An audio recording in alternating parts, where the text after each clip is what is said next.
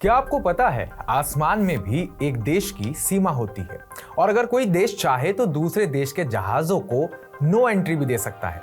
हाल ही में ऐसा ही हुआ है जब भारत ने पाकिस्तान के लिए अपना एयर स्पेस यानी हवाई क्षेत्र बंद कर दिया। अब ये क्यों किया गया, चलिए पूरी कहानी वो भी समझ लेते हैं। पहलगाम में हुआ एक बड़ा आतंकी हमला और जैसे ही भारत ने इसकी जिम्मेदारी पाकिस्तान से जुड़ी आतंकी गतिविधियों पर डाली, उसी वक्त से भारत ने जवाबी कार्रवाई शुरू कर दी। इस बार एक्शन बुलेट या मिसाइल से नहीं बल्कि एविएशन पॉलिसी से हुआ। भारत ने पाकिस्तान के लिए अपना एयर स्पेस बंद कर दिया।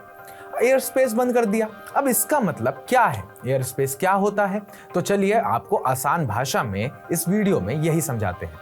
नमस्कार, मैं उत्कर्ष प्रताप सिंह और आप देख रहे हैं TV9 भारतवर्ष।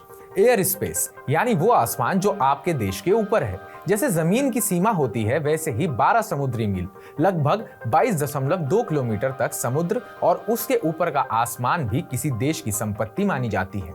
इसके अंदर कोई भी देश बिना इजाजत के प्रवेश नहीं कर सकता। ये नियम 1944 के शिकागो कन्वेंशन और UNCLOS यानी कि संयुक्त राष्ट्र समुद्री कानून सम्मेलन में तय किए गए थे। अब अगला बड़ा सवाल खड़ा होता है कि फ्लाइट परमिट क्या होता है। जब कोई विमान एक देश के एयर स्पेस में उड़ना चाहता है तो उसे फ्लाइट परमिट लेना पड़ता है।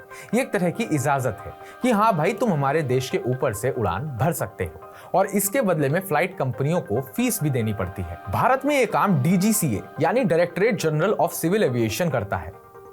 आपके मन में अब तक सवाल आ चुका होगा कि नुकसान किसे होगा, यानी कि ये जो सब हो रहा है एयर स्पेस बंद करना, ये इसका नुकसान किसको होने जा रहा है। तो पाकिस्तान की फ्लाइट्स जो सिंगापुर, मलेशिया या थाईलैंड जाती हैं, उन्हें अब लंबा रास्ता लेना पड़ेगा।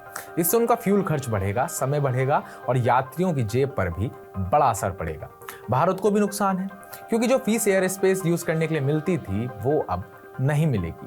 ये पहली बार नहीं है जब किसी देश ने अपना एयर स्पेस बंद किया हो, दुनिया में ऐसे पहले भी हो चुका है। सन 2019 में पुलवामा हमले के बाद भी भारत ने पाकिस्तान का एयर स्पेस बंद कर दिया था।